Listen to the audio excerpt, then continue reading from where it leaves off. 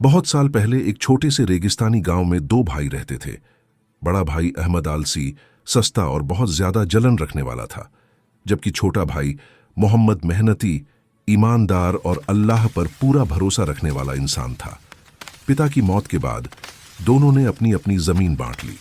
छोटा भाई रोज सुबह से शाम तक मेहनत करता था, इसलिए उसकी फसल लहराती हुई भरपूर उगती गई।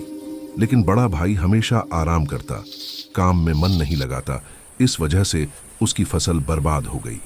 बड़े भाई को छोटे की तरक्की देखकर जलन होने लगी। वह गुस्से में कहता, ये सब किस्मत का खेल है, मेहनत से क्या फर्क पड़ता है। खजाने का सपना। एक रात बड़े भाई को सपना आया कि पास के पहाड़ में कहीं खजाना दबा हुआ है। सुबह उठते ही वह अकेले ही पहाड़ की तरफ निकल पड़ा, लेकिन आधे रास्ते ही थक गया और वापस लौट आया।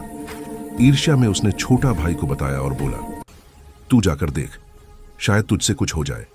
छोटा भाई भले मन का था। वह यह सोचकर गया कि अगर सच में कोई खजाना है तो मेरा भाई भी खुश होगा। वह पूरा दिन मेहनत करके पहाड़ की चोटी तक पहुंचा, लेकिन वहां कोई खजाना नहीं मिला। उसने वहीं बैठकर दुआ की, या अल्लाह, अगर ये हमारे लिए लिखा है तो हमें दिखा दे। दोनों भाइयों की कोशिश। अगली रात दोनों भाई साथ में पहाड़ पर गए। जब मेहनत और सच्चे इरादे साथ आए तो अल्लाह की रहमत भी उतर आई। उन्हें एक गुफा में सोने का चमकता हुआ खजाना मिल गया। बड़ा भाई खुशी से पागल हो गया और तुरंत सारा खजाना अपनी तरफ खींचने लगा।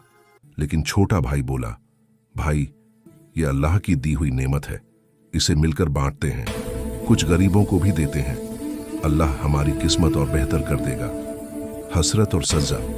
लेकिन बड़े भाई का दिल अभी भी जलन और लालच से भरा था। उसने छोटे भाई को धोखा देकर पूरा खजाना ले लिया और गांव छोड़कर भाग गया।